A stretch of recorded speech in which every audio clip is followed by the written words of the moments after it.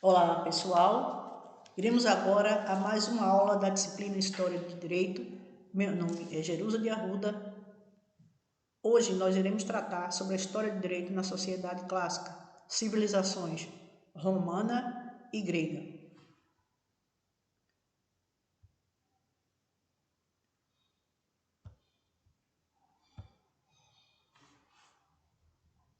A antiguidade ocidental ou antiguidade clássica pressupõe a discussão a partir de duas civilizações, a Grécia e a Roma Antiga. As duas civilizações aqui referidas, ela tem um modo de produção escravista. Portanto, a base da cultura ocidental tinha, na figura do escravo, um gerador de riquezas. Uma pessoa tornava-se escrava por uma questão de dívida em função de uma guerra ou se houvesse cometido algum delito na esfera penal. A disciplina História, sua relação com a história do direito, é interdisciplinar. A história é uma ciência social e ela narra os acontecimentos ocorridos no contexto da sociedade humana e busca dirimir as incertezas para compreender todo o processo de mudanças e permanências ocorridos na sociedade. A história do direito, ela faz parte da história geral e tem como objetivo estudar os significados desses processos no campo das estruturas e relações jurídicas ali estabelecidas. E a influência que essa discussão dentro desse contexto vai repercutir ao longo da história de toda a humanidade. Isso acontece desde seus primórdios, na sua época primitiva, passando pela Idade Antiga e, em específico, aqui as duas principais civilizações desta época, chamada de Antiguidade Clássica, que são as sociedades grega e romana. A história do direito apresenta, portanto, um caráter interdisciplinar com todos os ramos do direito. Tem uma relação com o direito público, a exemplo do direito constitucional e direito administrativo, o direito privado, a exemplo do direito empresarial, os direitos no campo dos direitos difusos, como ocorre com a questão do direito ambiental e o direito do consumidor, e o direito coletivo, que diz respeito às categorias profissionais, por exemplo. É importante o estudo da história do direito pelo fato do ordenamento jurídico vigente ser fruto da construção do direito ao longo da história e dos sistemas jurídicos do passado. É possível que a gente se questione o que ocorreu ao longo da história humana para que a gente possa entender algumas instituições. Por exemplo, o princípio do duplo grau de jurisdição, que permite que uma pessoa possa pedir uma revisão de uma decisão judicial de primeira instância, se ela entender que foi injustiçada. Um outro princípio que previsto na própria Constituição Federal de 1988 é a proibição de alguns tipos de pena, como de banimento e penas cruéis, o que não ocorria na antiguidade. A questão da pena de banimento, das penas cruéis, era uma constante, e principalmente a aplicação da pena capital, ou seja, da pena de morte. A instituição do Tribunal do Júri, que tem referência ainda na Grécia. Então, esses são alguns exemplos de alguns institutos jurídicos que foram ocorrendo ao longo da história e que têm sua origem lá na antiguidade. Na aula anterior, como nós falamos da antiguidade, nós falamos da antiguidade oriental, com destaque para as duas civilizações, a civilização babilônica e a civilização hebraica. Hoje nós iremos tratar das civilizações na antiguidade ocidental, que vai até o ano de 476 depois de Cristo. Que essas duas sociedades aqui referidas inicialmente são Roma e Grécia, que tem um modo de produção escravista. Por que sociedade clássica? Por que a antiguidade ocidental é chamada de antiguidade clássica? Vejamos. A antiguidade clássica compõe a antiguidade clássica, o mundo grego e o mundo dos romanos. A denominação clássica deriva da importância particular dessas civilizações para o desenvolvimento da história ocidental e para a formação do seu pensamento e de sua cultura. A civilização romana é tipicamente inserida no grupo da Antiguidade Clássica, juntamente com a Grécia, que muito inspirou a cultura deste povo. Então, Roma contribuiu para o desenvolvimento do mundo ocidental em várias áreas do estudo, como o direito, a teoria militar, a arte, a literatura, a arquitetura, a linguística, e a sua história persiste como uma grande influência mundial, mesmo nos dias de hoje. A Grécia, embora não tenha a Grécia Antiga, na civilização clássica, embora não tenha um direito sistematizado, ela tem um legado, uma contribuição efetiva para o direito a partir da sistematização da filosofia e da política. Passamos agora à análise da civilização romana a partir da sua origem. Vamos lá? Do ponto de vista da janela histórica, Roma foi fundada em torno de 754 a.C., né? Então reza a lenda que uma loba encontrou dois meninos, Rômulo e Remo, e os amamentou, salvando-os de morrerem afogados no rio Tibre. Os irmãos fundaram a cidade de Roma e deram início ao Império Romano. A maior relação do direito romano com o direito brasileiro está sedimentada no direito civil, onde mais da metade dos artigos do nosso Código Civil foi elaborado tendo como base as fontes jurídicas romanas. Portanto, a origem lendária de Roma, segundo a tradição lendária, parte de um poema de um poeta romano chamado Vigílio, onde ele conta que Roma foi fundada pelos irmãos gêmeos Rômulo e Remo, netos do rei Numitor de Alba Longa, cujo trono foi usurpado por seu irmão Amúlio. Segundo a narrativa de Vigílio, ele e seu irmão gêmeo, Remo, seriam descendentes de Enéas, filho de Anquises de Troia e da deusa Vênus. Os gêmeos foram lançados no rio Tibre dentro de um cesto por ordem do seu tio. O cesto encalhou às margens do rio, junto ao Monte Palatino, e foram encontrados e amamentados por uma loba. Posteriormente, um pastor Faustolo acolheu as crianças, cuidando de sua guarda e educação. Quando adultos, reconquistaram o trono para o avô e obtiveram permissão para fundarem Roma na região onde a loba os havia encontrado. Para ficar com o reinado da cidade, fundado em meados de 753, 754 a.C., Rômulo matou seu irmão Remo, tornando-se assim o primeiro rei da cidade. A loba Capitolina foi quem, segundo a lenda e as tradições romanas, amamentou os gêmeos.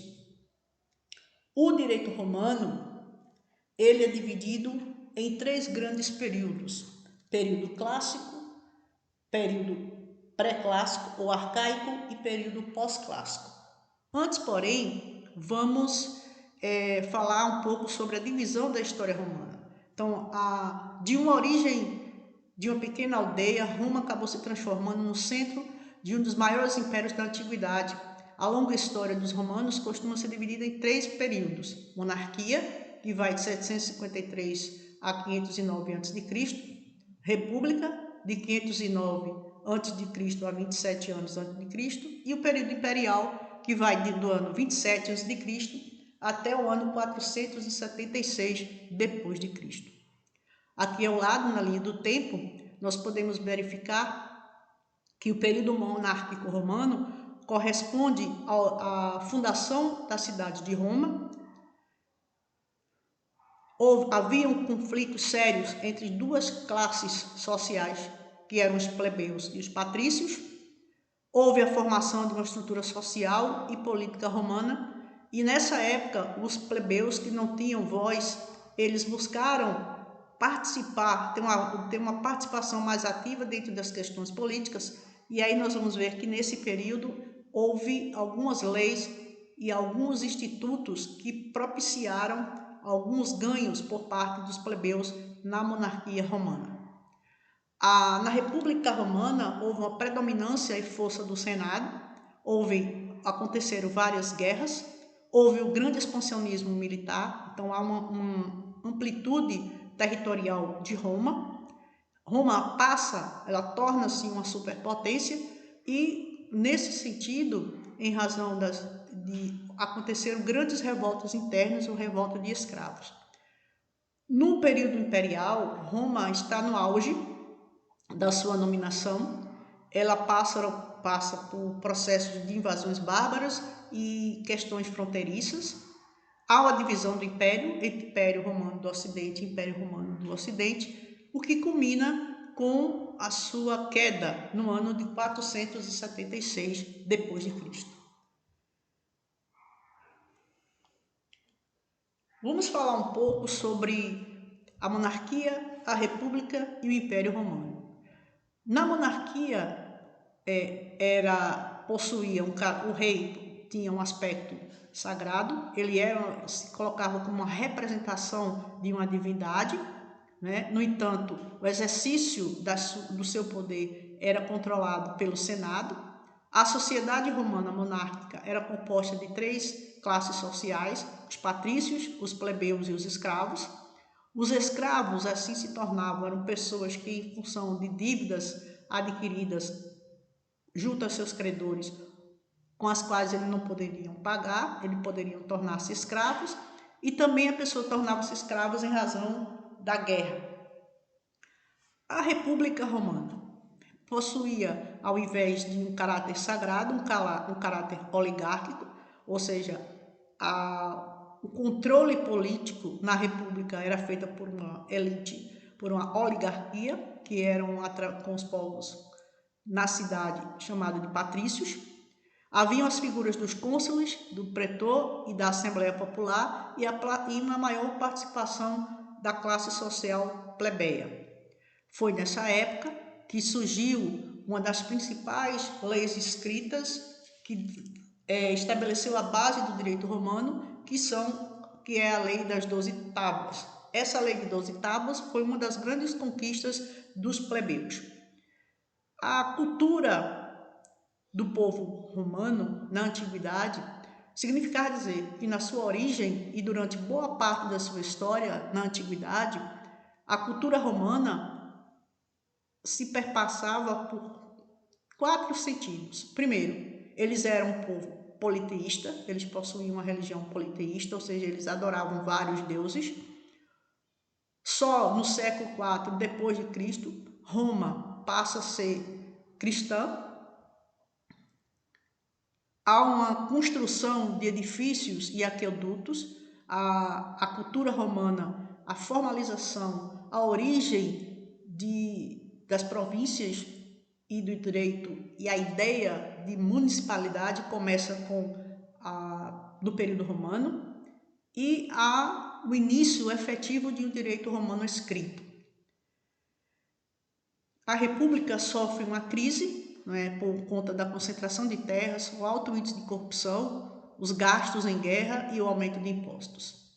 Houve a divisão, do Império, passado o período republicano, o Império Romano do Ocidente, representado pela cidade romana, e o Império Romano do Oriente, de Constantinopla.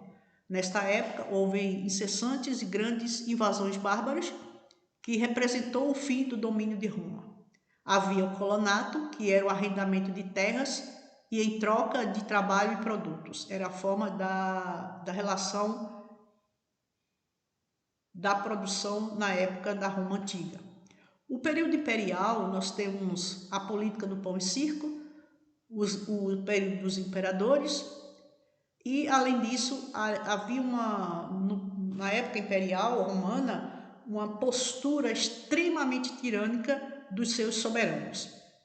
Portanto, ao final do Império, há uma grande crise do Império por razão da falta de controle, a grande expansão territorial, uma grande crise no modo de produção escravista e o alto custo e excessivo custo da manutenção dessa expansão territorial.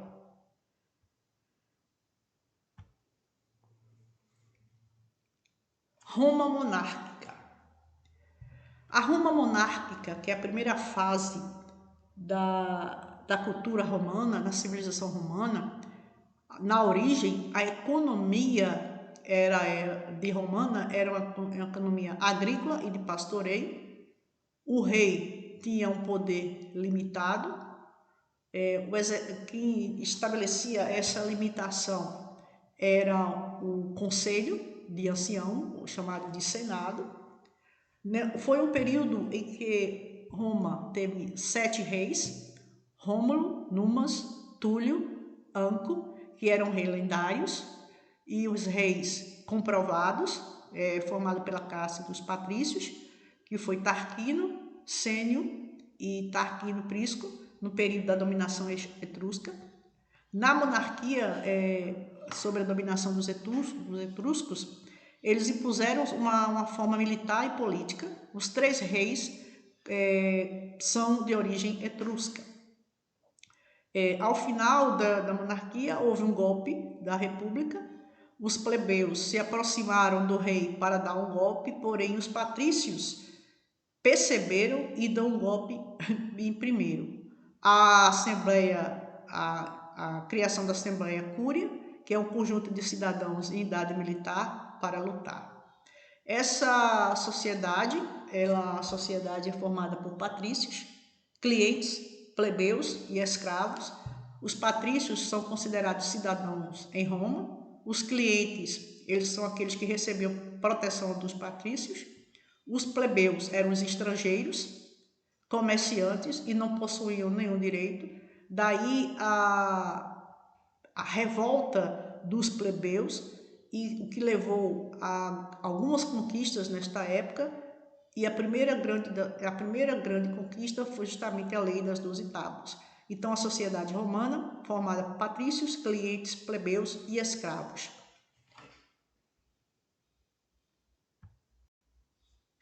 A Roma republicana. Qual era a estrutura da Roma republicana?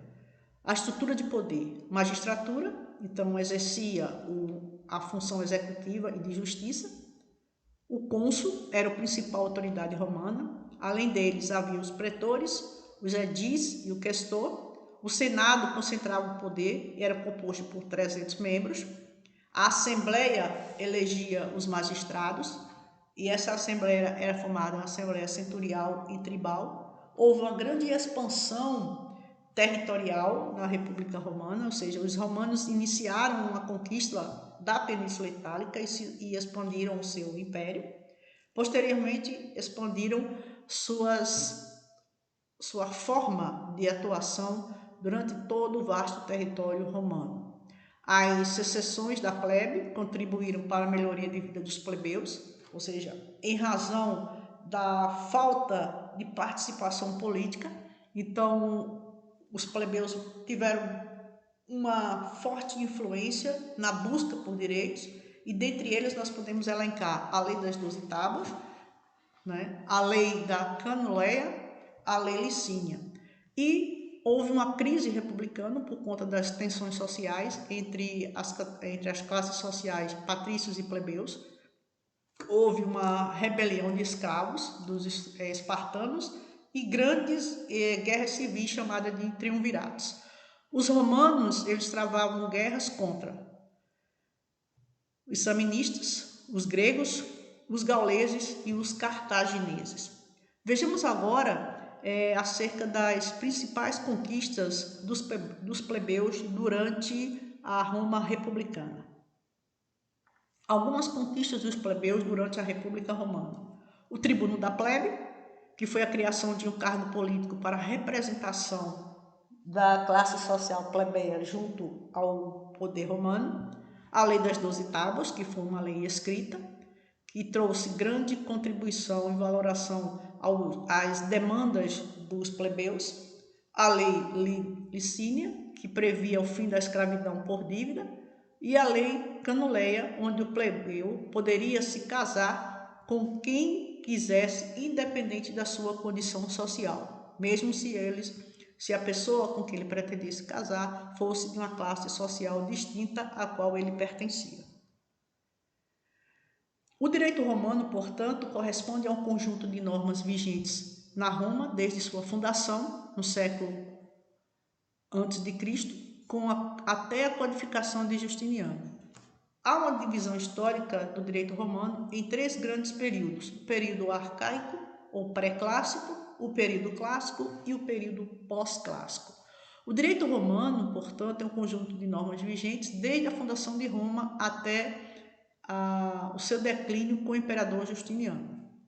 Há um grande pragmatismo romano, ou seja, um simples olhar ao manual de direito romano revela no seu espírito a proteção do indivíduo, a autonomia da família, o prestígio e o poder do pai e família e a valorização da palavra empenhada. São os princípios que norteiam o pragmatismo do direito romano.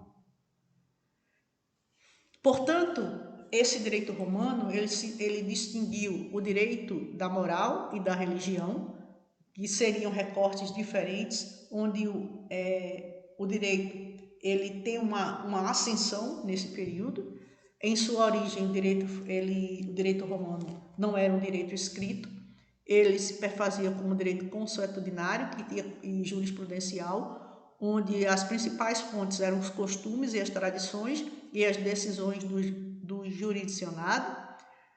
Numa segunda fase, a história desse direito encontra 2 grandes legislações: a Lei das 12 Tábuas e o Corpus Iuris Civile do imperador Justiniano. Iremos agora conversar sobre esses períodos: o período arcaico ou pré-clássico, o período clássico e o período pós-clássico. O período arcaico ou pré-clássico do direito romano. Características: era um direito formal, rígido e ritual. O período pré-clássico ou arcaico do direito romano teve início com a fundação de Roma por Rômulo e Remo no século 8 a.C. e se estendeu até o século 2 a.C. Neste período, o direito romano era caracterizado pela rigidez, pela ritualidade e pelo formalismo, pois se baseava nos usos e costumes familiares. A família era o epicentro de todas as normas jurídicas e o documento jurídico de maior relevância foi, à época, a Lei das 12 Tábuas, que correspondia a uma codificação de todas as regras costumeiras. Esse direito primitivo, intimamente ligado às regras religiosas, fixado e promulgado pela publicação das 12 Tábuas, já representava um avanço na época, mas com o passar do tempo, pela mudança de condições, tornou-se antiquado, superando o impeditivo de ulterior progresso. No entanto, o tradicionalismo fez com que os romanos não revogassem essa lei, mesmo ela sendo do período arcaico. O próprio Justiniano, por vezes, demonstrou em várias falas do respeito que tinha por essa lei.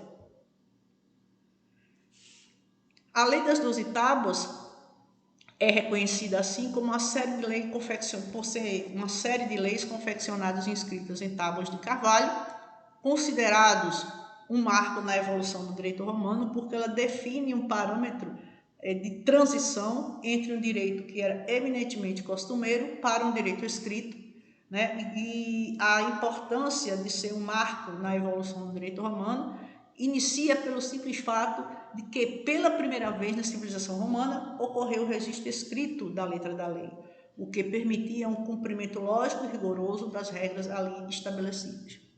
Portanto, no período arcaico, nós temos um direito costumeiro, um direito privado ligado à religiosidade. O Estado só intervia em caso de guerra ou crime mais grave.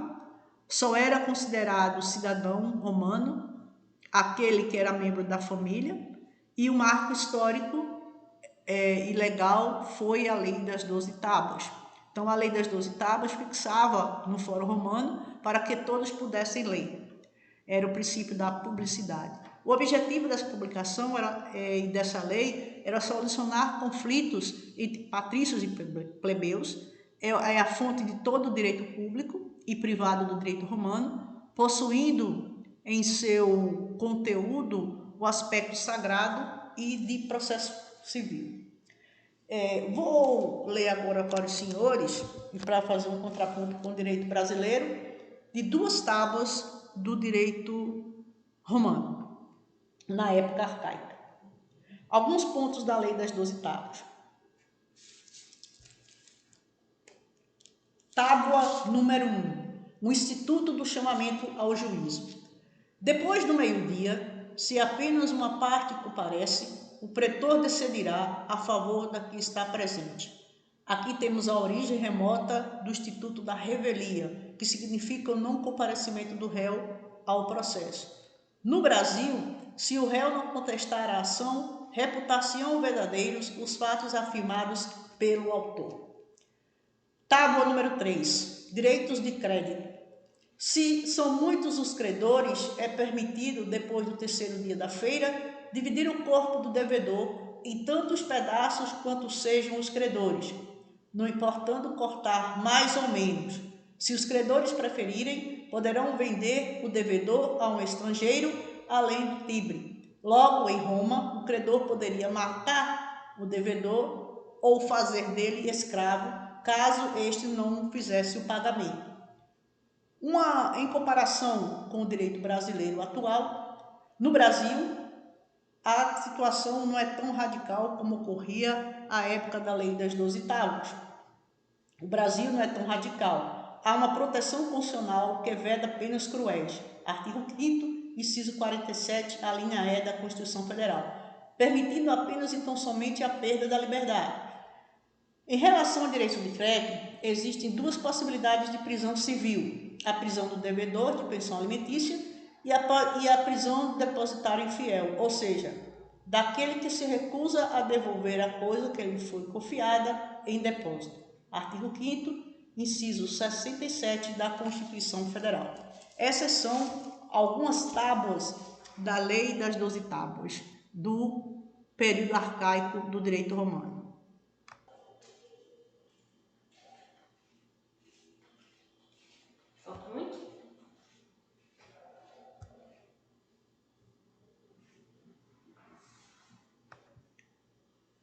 Passamos agora a falar sobre o direito romano no seu período clássico. O direito romano no período clássico foi o período de maior brilho do direito romano no século II a.C. a 3 d.C.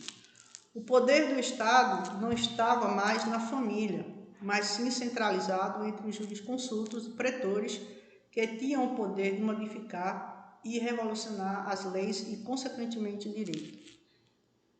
Os jurisconsultos eram as pessoas que possuíam a mesma autoridade do imperador, pois eram pessoas estudiosas que ditavam as regras aos juízes e às partes e cujos pareceres tinham força de lei. Aqui vislumbra-se o antecedente remoto da nossa jurisprudência. O que é a jurisprudência no Brasil? A jurisprudência no Brasil é um conjunto de decisões reiteradas dos tribunais, é a fonte do direito. Segundo o artigo 4º da Lei de Introdução ao Código Civil, diz: quando a lei for omissa, o juiz decidirá o caso de acordo com a analogia, os costumes e os princípios gerais do direito. Com o advento da Lei 11.416 de 2006, que trata da súmula vinculante, o Supremo Tribunal Federal poderá, depois de reiteradas decisões sobre a matéria constitucional, editar enunciado de súmulas vinculantes, com o objetivo de evitar a multiplicação de processos sobre questões idênticas. Sua aprovação dependerá do voto favorável de 8 ministros. Portanto, o jurisconsulto é um antecedente remoto da nossa jurisprudência pátria. Os pretores. Além dos jurisconsultos, havia os pretores. Eram os magistrados que deveriam fazer justiça. Há uma subdivisão em duas espécies de pretores. O pretor urbano, com competência para julgar as coisas da cidade, exemplo, direitos de vizinhança entre cidadãos romanos, e o pretor peregrino, que cuidava das coisas do campo e das questões envolvendo os direitos dos estrangeiros, Exemplo, o uso capião de um bem rural. O período clássico, ele vai do início, o período da República, com a necessidade de se adequar à velocidade das transações mercantis à época. Assim, o cidadão individualmente considerado era conhecido enquanto proprietário, agente que celebra contratos e pessoa que transmite seu patrimônio entre vivos e após a sua morte. Então, nesse período clássico, o cidadão, ele poderia ser considerado proprietário de um bem móvel ou imóvel, a pessoa que celebra contratos em razão de diversos modos jurídicos de contratação e a pessoa que transmite seu patrimônio entre vivos numa doação ou mediante um legado de herança após a sua morte.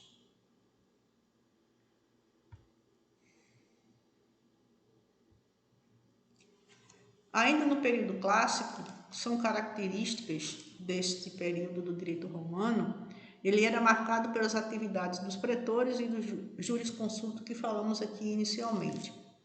Então, vale a retornar à questão para estabelecer uma melhor distinção entre os pretores e os jurisconsultos. Os pretores eram os magistrados encarregados da administração da justiça civil e também nas causas de direito público. Os jurisconsultos tinham o papel de interpretar a lei e o direito, eram estudiosos da regra jurídica, eram contratados pelos pretores para informá-los nas suas decisões. Assemelhava-se à figura do advogado na nossa sociedade atual. Os pretores e os jurisconsultos tornaram o direito mais adequado às suas interações sociais. No período clássico, os pretores eram os magistrados, como dissemos aqui, mas os magistrados especiais, que julgavam os processos civis em função da evolução do direito romano. Eles completavam, supriam e interpretavam as lacunas da lei através dos seus editos. O que eram os editos publicados pelos pretores? Eram disposições, não era uma lei propriamente dita, eram as decisões dos pretores acerca de uma determinada situação de natureza jurídica. Eles tinham um alcance entre as partes e entre elas ele possuía um caráter obrigatório. Ainda no período clássico, em função de um avolumado de demandas, os pretores, dentro do processo da expansão romana, não conseguiam dar conta dessas inúmeras demandas e uma solução colocada foi a subdivisão na criação de dois tipos de pretores, os pretores urbanos e peregrinos aqui citados por nós. Essa foi uma solução encontrada como uma forma de reduzir o tempo de resposta para as demandas jurídicas.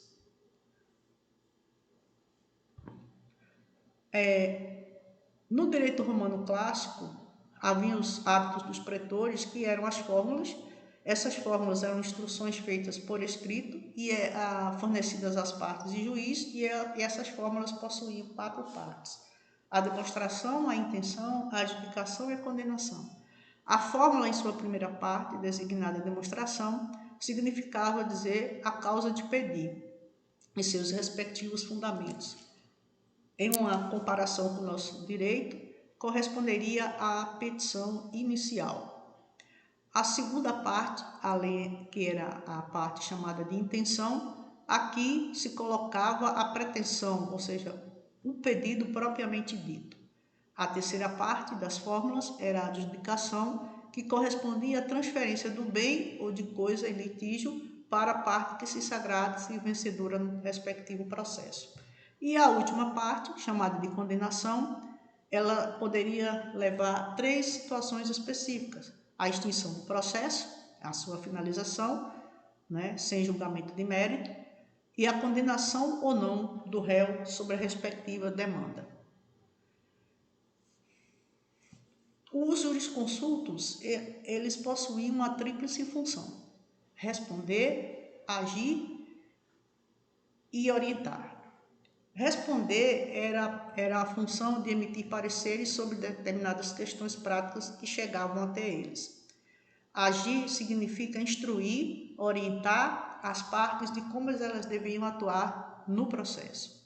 E cavere, que era a orientação aos leigos sobre a realização das diversas situações ou negócios jurídicos. Isso significa dizer que a atribuição, a função para orientar os leigos significava informar, né, quais eram os meandros e possibilidades jurídicas dentro de um determinado acordo entre as partes. Nessa época surgiu também a Lei de Bútia. Essa Lei de Bútia dava poder ao magistrado para introduzir ações não previstas e de deixar de aplicar ações previstas. Era um poder discricionário, né? Então, o poder de Bútia significava a discricionalidade das decisões dos jurisconsultos em determinada situação jurídica específica. No direito romano clássico, haviam também os tribunos da plebe, que eram magistrados plebeus, eram invioláveis, sagrados, e eles tinham direito de veto, inclusive contra as decisões dos magistrados patrícios. Haviam os cônsules, eles tinham a atribuição de comando do exército, presidiam o Senado e os comícios e representavam as cidades.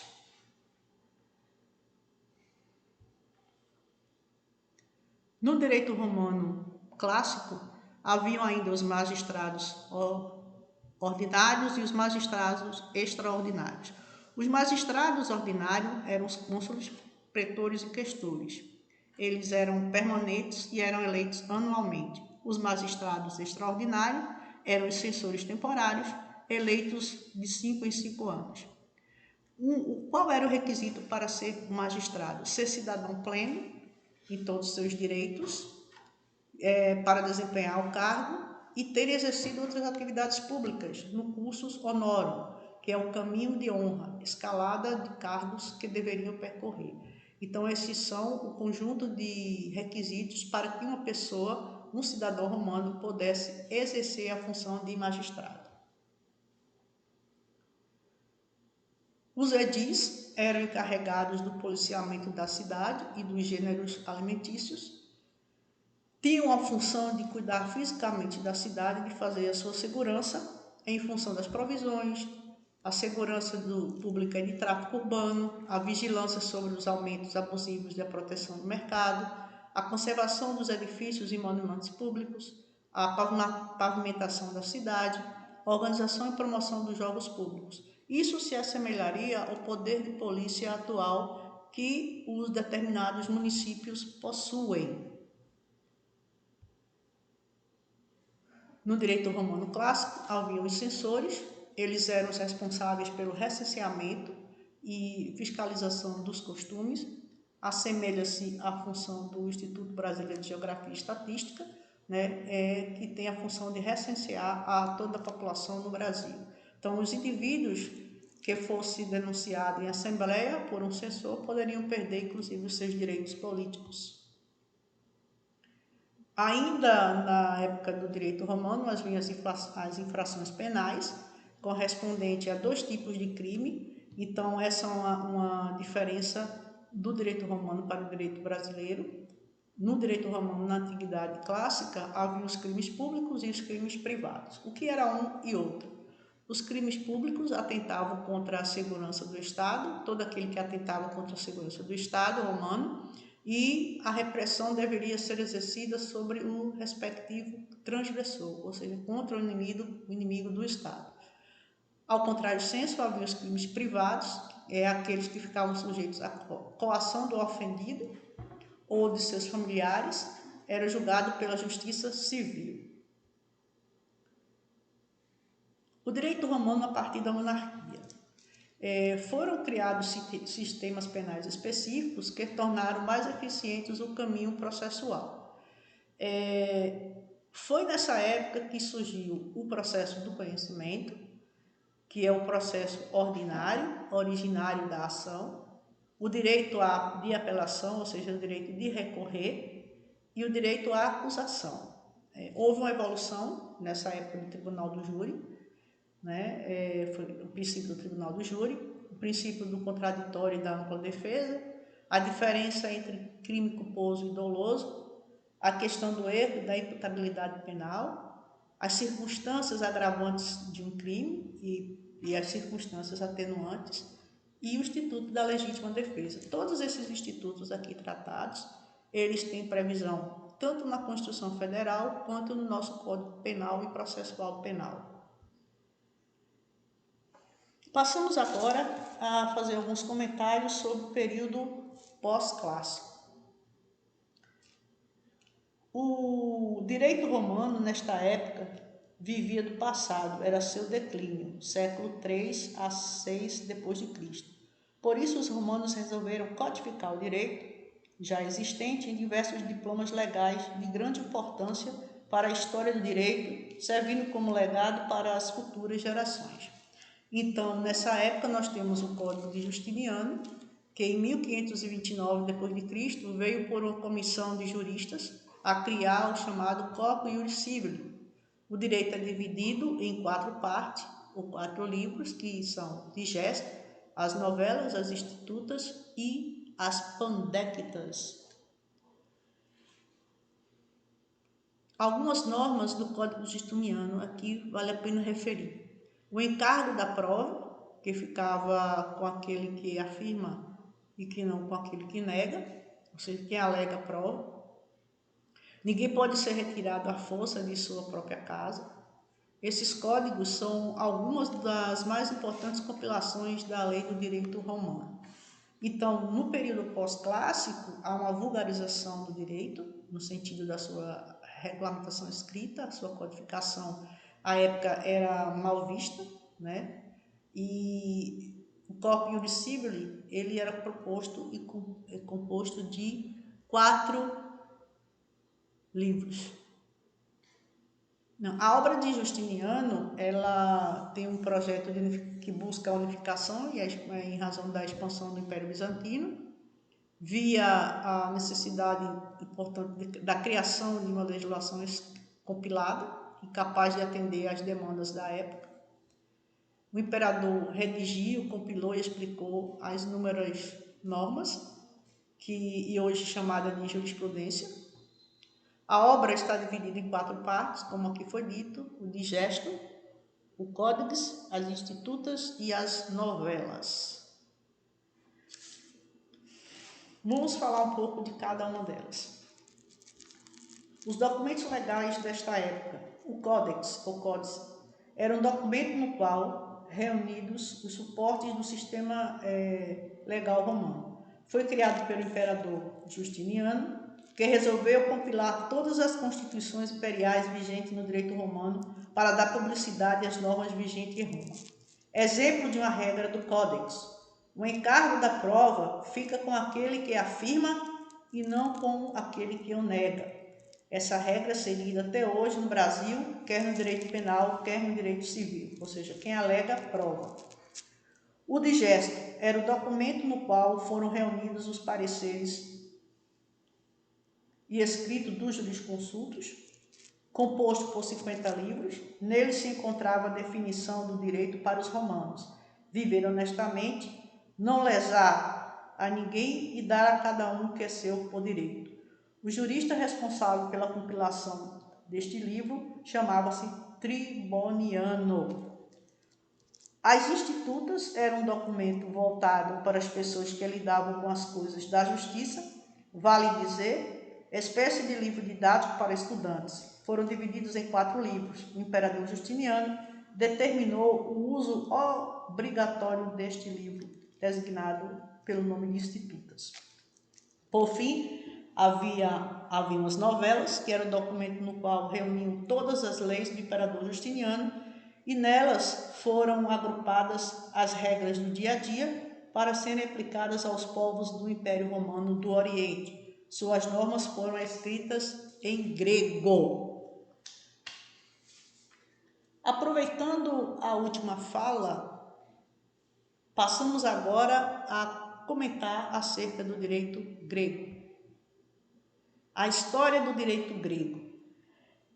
A Grécia Antiga ela não deixou um legado jurídico sistematizado. Vejamos. A civilização grega surgiu entre os mares Egeu, Jônico e Mediterrâneo por volta de 2000 a.C. Formou-se após a migração das tribos nômades de origem indo-europeias, como, por exemplo, os aqueus, os jônios, os aeólios e os dórios. As cidades-estados, chamadas de polis, foram caracterizadas pela vida política dos gregos e surgiram por volta do século 8 a.C. As duas principais polis ou cidades-estado da Grécia foram Esparta e Atenas. Períodos históricos da Grécia Antiga. Nós tivemos 4 períodos. O primeiro é chamado de período homérico, que vai do século 12 ao século 8 a.C.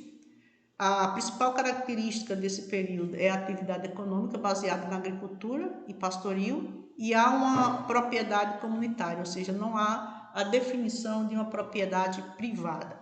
O período arcaico do direito grego, que vai do século 8 ao século 5 a.C., que tem como característica principal o fortalecimento da aristocracia agrária, chamada de eupátrida, e a formação das cidades-estado neste período arcaico. Dentre elas se destacam Esparta e Atenas.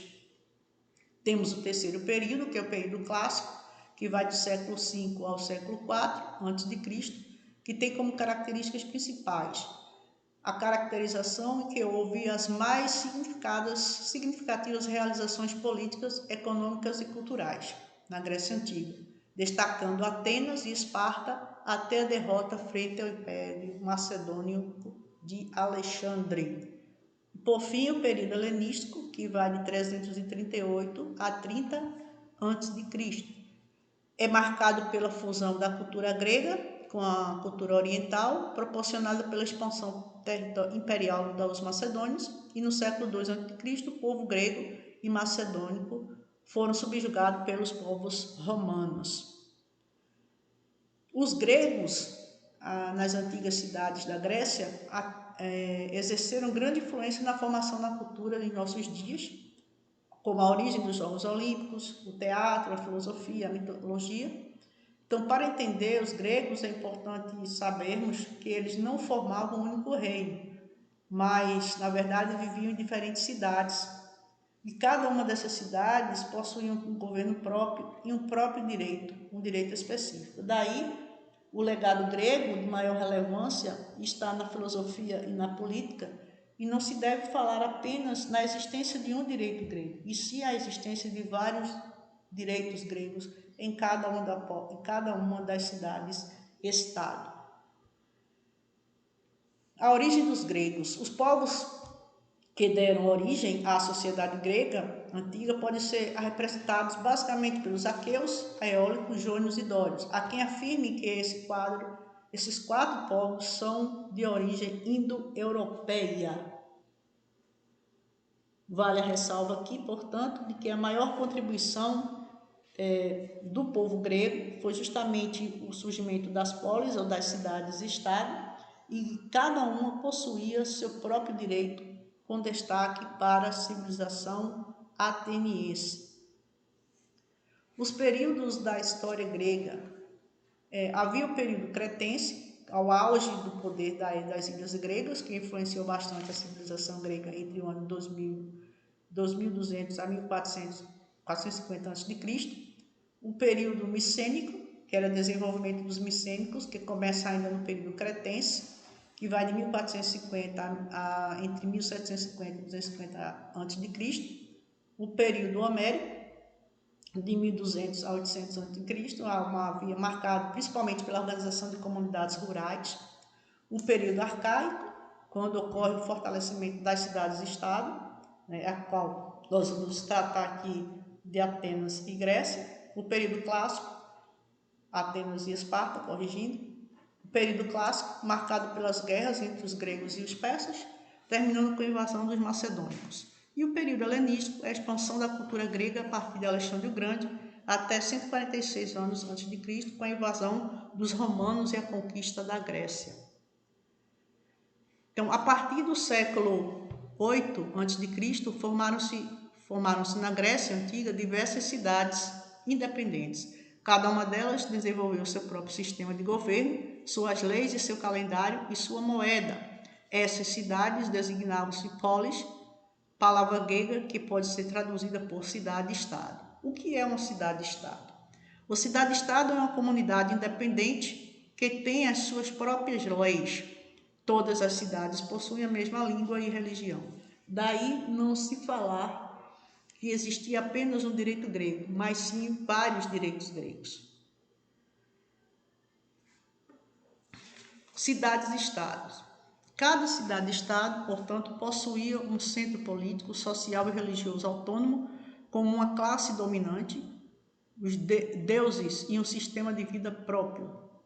A Grécia Antiga não era um país propriamente dito, mas uma série de cidades-estado com autogoverno. Surge a partir do estabelecimento das famílias reunidas em torno de um chefe, portanto, o centro principal de onde emanavam as normas era o núcleo familiar. Existe um conjunto de famílias com um ancestral comum chamado de gênus. Ao conjunto de clãs se dava o nome de fátria.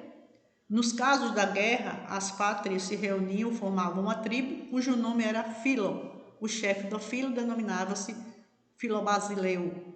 A formação de uma cidade fortificada, localizada no alto, deu-se o nome de Acrópole. Ao crescimento das famílias em torno da Acrópole, deu-se o nome de Demos, e ao seu conjunto de polis. A polis se tornou a principal unidade político-administrativa na Grécia Antiga, com destaque para duas delas, Atenas e Esparta. Portanto, há que se colocar que os gregos não tiveram a preocupação em sistematizar o direito. Dentre o direito grego, haviam alguns órgãos que expediam normas. São eles o Boile, Conselho dos 500, representavam as tribos, a Eclésia, que era a Assembleia Popular, e nessa Assembleia participavam os homens, designados cidadãos gregos maiores de idade. Havia também o órgão chamado de Lieu, que correspondia à justiça, era uma espécie de júri popular.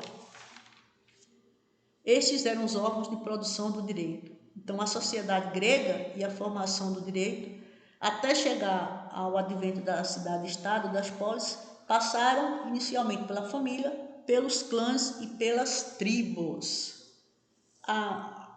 Como não havia um direito sistematizado, e uma regra que prevalecia era de que todos os cidadãos gregos deveriam saber acerca dos seus direitos, havia o princípio pedagógico do direito grego.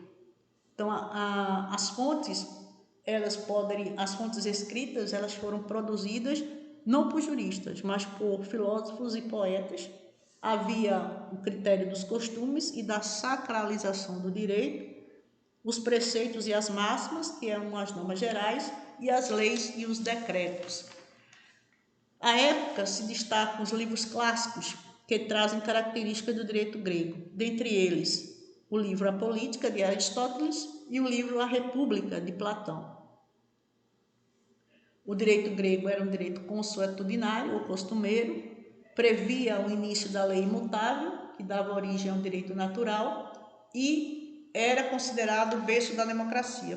No entanto, a democracia grega era uma democracia restrita apenas aos cidadãos gregos, que eram os homens maiores.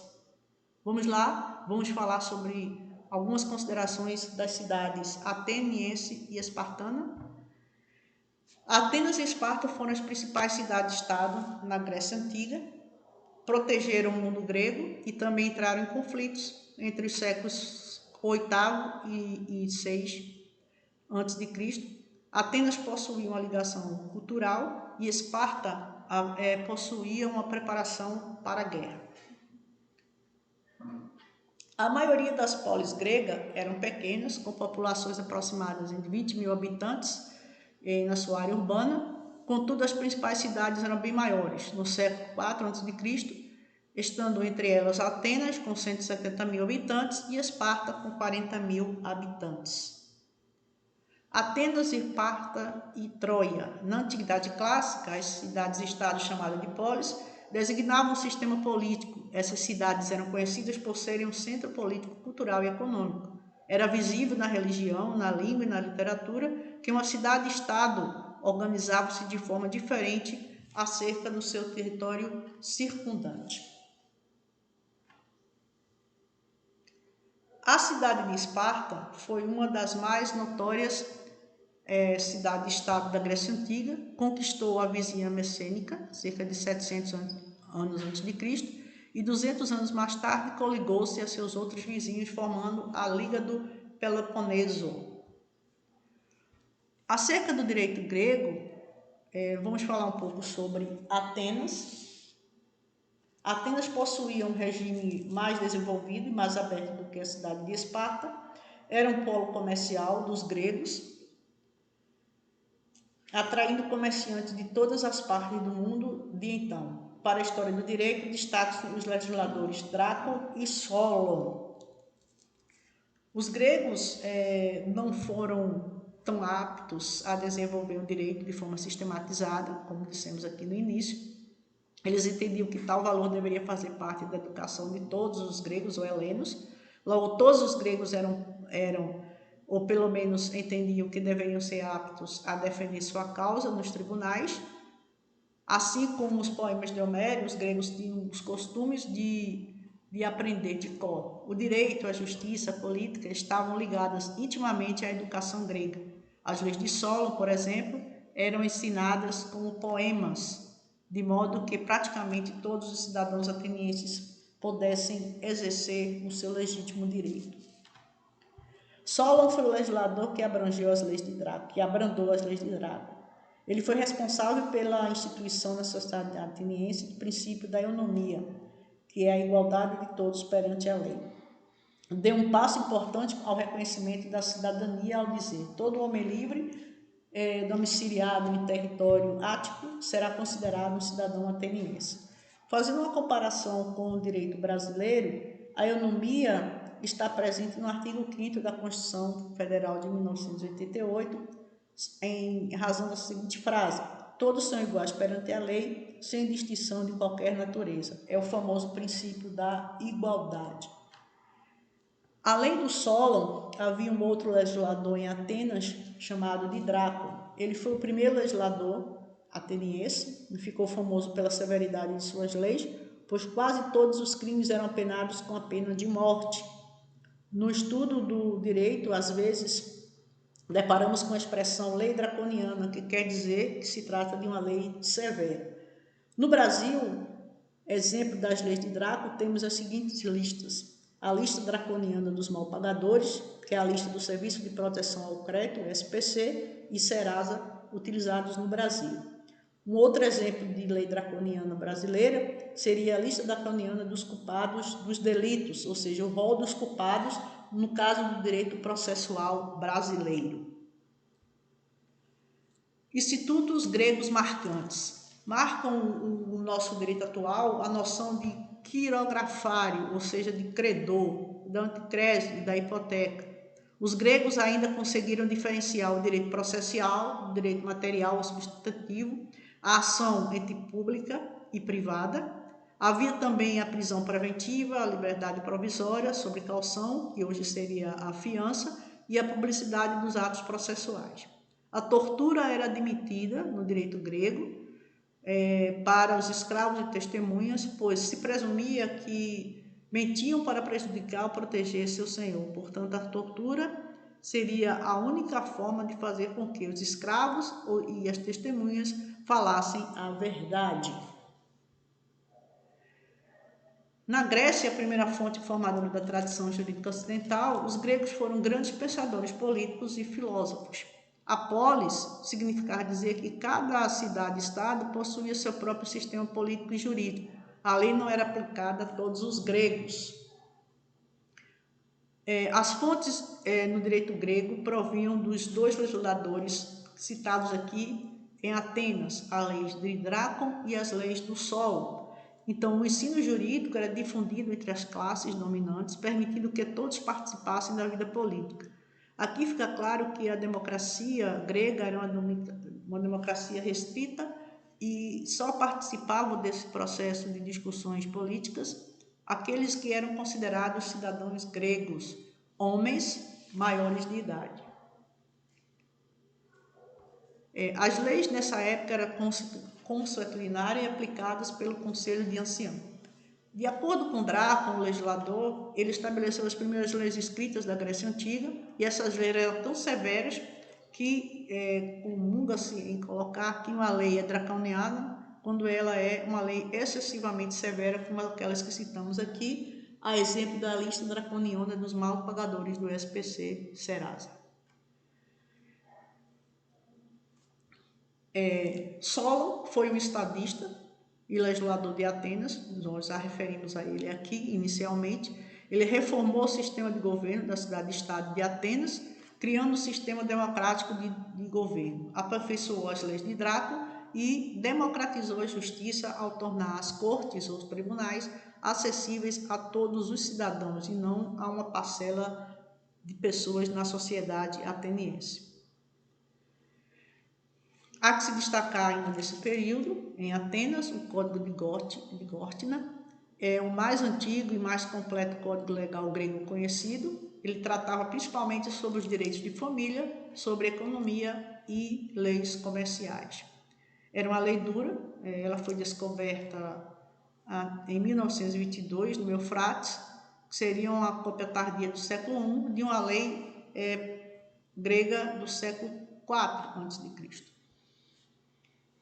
Havia no direito grego o Tribunal de Eliaia, que foi instituído pelo legislador Solon, funcionava como um tribunal de apelações, ou seja, de recursos. Qualquer pessoa poderia apelar das cidades de outros tribunais, assegurando a ideia de que a lei se encontra acima do magistrado. Então, mesmo o magistrado, ele deve se submeter às decisões previstas na lei. Então, o tribunal, ele julgava todas as causas, fossem elas de natureza pública ou privada.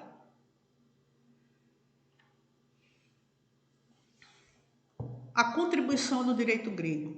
O uso aqui nós relacionamos 4 contribuições do direito grego para a nossa sociedade.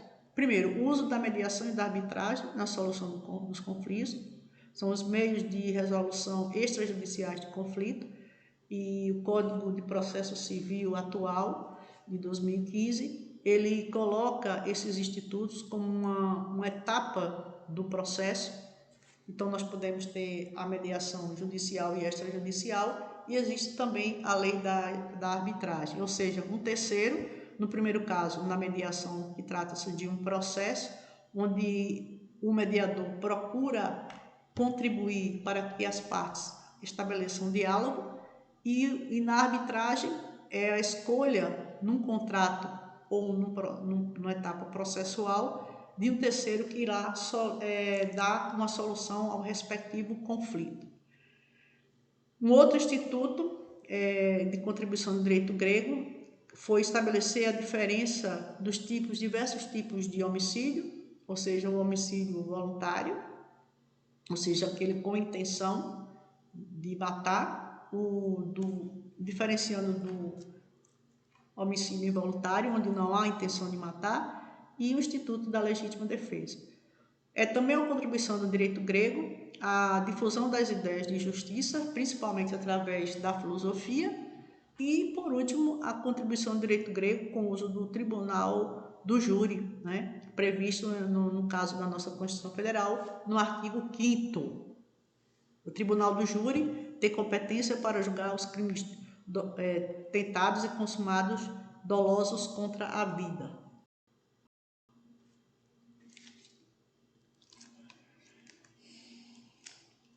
Antes de passarmos para a síntese, vamos fazer algumas considerações acerca da cidade de Esparta. Esparta, ela possuía instituições arcaicas baseadas no conservadorismo e na aristocracia. Era uma cidade militarista, fechada às influências externas. O militarismo era a pedra de toque da sociedade espartana. Por exemplo, se o bebê nascesse saudável, ficava sob a supervisão pública. Os meninos, ao completarem 7 anos, ingressavam em um grupo militar para aprender a marchar e fazer ginástica. E a guarda era transferida das mães para a cidade-estado. Dos 12 aos 17 anos, eles deveriam sustentar-se por meio dos próprios esforços, sendo transferidos da cidade para o campo. Ao completarem 17 anos, passavam pela críptia, ou seja, a prova de fogo, onde os jovens deveriam esconder-se no campo com punhais e à noite degolar escravos, demonstrando o seu instinto guerreiro. Se saíssem vivos dessa empreitada, tornavam-se adultos, recebiam um lote de terra e viviam em um quartel.